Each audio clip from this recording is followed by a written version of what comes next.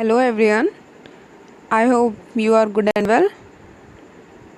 आज हम लोग हेट्रोसाइक्लिक कंपाउंड स्टार्ट कर रहे हैं, जिसका ये बेसिक लेक्चर है और ये फर्स्ट लेक्चर भी है।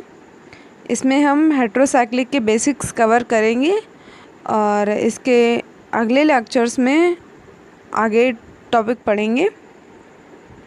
आपका स्वागत है हैशटैग स्टडी पॉइंट पे।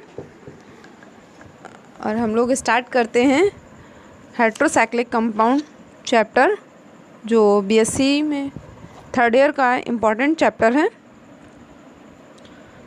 तो पहले हम लोग जानेंगे क्या होते हैं हेट्रोसाइक्लिक कंपाउंड।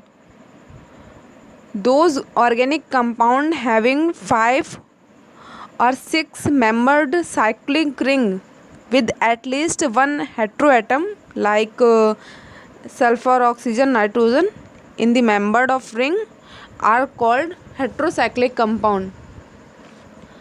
मतलब जिस रिंग में 5 या 6 मेंबर्ड रिंग होती है उसे ही हेट्रोसाइक्लिक कंपाउंड कहते हैं। फॉर एग्जांपल के लिए जैसे फ्यूरॉन 5 मेंबर्ड रिंग है, फ्यूरॉन, थायोपिन, पायरॉल।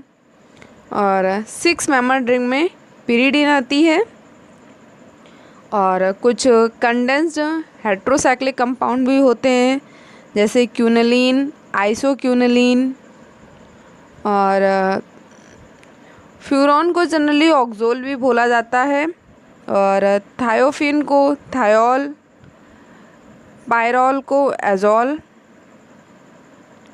और पिरिडिन को एजाइन नाम से भी जाना जाता है। कुछ स्ट्रक्चर फार्मूलाज भी हैं, जैसे कि पायरोजोल, जिसका स्ट्रक्चर ऐसे होता है।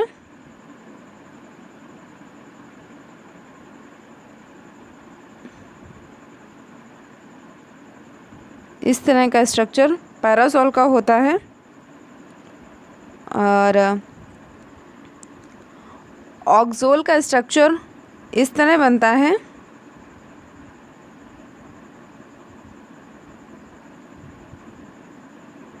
ये ऑक्सोल का स्ट्रक्चर होता है। कार्बेजोल का स्ट्रक्चर थोड़ा बड़ा होता है, इसे आपको प्रैक्टिस करने पे आएगा।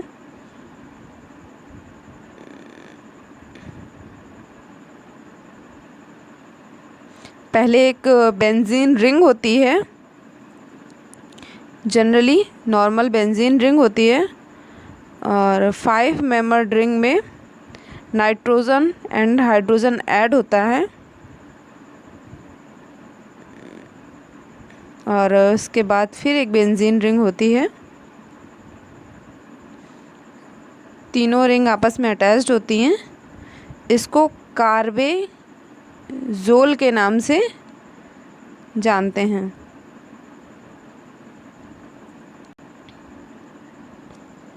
और इसके बाद हम लोग इसके कुछ पॉइंट्स देखेंगे कि हेट्रोसाइक्लिक कंपाउंड को शो करने के लिए कौन कौन सी क्वालिटीज़ होनी चाहिए।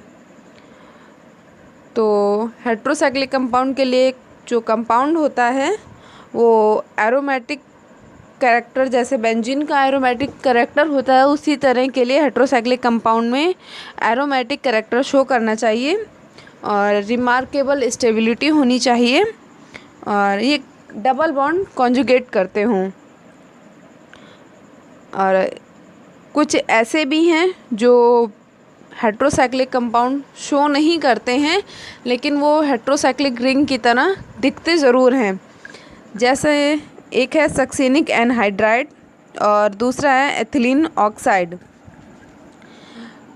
ये दिख तो बिल्कुल हेट्रोसाइक्लिक कंपाउंड की तरह ही रहे हैं, इसमें ऑक्सीजन लगा हुआ है, लेकिन फिर भी ये हेट्रोसाइक्लिक कंपाउंड रिंग शो नहीं कर रहे हैं, क्योंकि ये वेरी लेस स्टेबल हैं और do not conjugated double bond, इनमें कॉन्जुगेटेड डबल बॉन्ड भी नहीं है, जिस कारण से ये हेट्रोसाइक्लिक कंपाउंड नहीं है।